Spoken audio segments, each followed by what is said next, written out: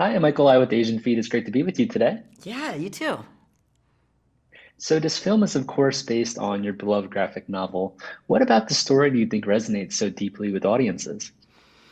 I started out the character felt so personal to me in a way that I wasn't sure if other people were going to relate to her as much as I did. And what I've really found is that so many people see themselves in her, so many people relate to her, and so many different kinds of people across all range of experiences, which has just been really cool to see because I do think that it is very relatable that she has this all of this like pain and grief and anger and all of these things that she needs to express, and it's all about just like giving a voice to those feelings that so often I think in our day-to-day lives we don't have the opportunity to express. And so this story was sort of the embodiment of that, I think, for me. Absolutely. And can you just tell me a bit about how you got the initial inspiration for Nimona?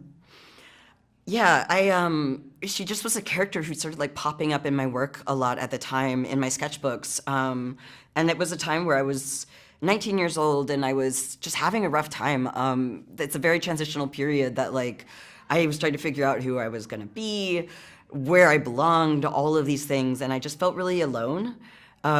She was a character who just had this confidence that I really wanted. And so that's where she originally came from. And she just started shapeshifting from there. And she's been shapeshifting ever since. Amazing. And what has it been like to see Nimona come to life on screen? It's so cool. It's like, it's so awesome because I'm watching this character that once was just, just the seed of an idea in my head. And now she's like taken on a life of her own and she's about to like take the world by storm.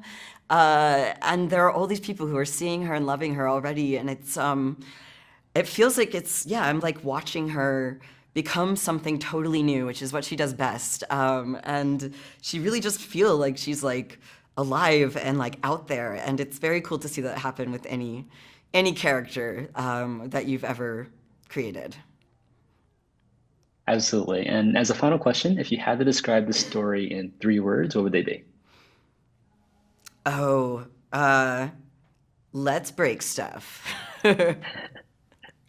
Amazing. Thank you so much for your time today. It was an absolute pleasure, and I hope you have an amazing rest of your day. Yeah, thanks. You too.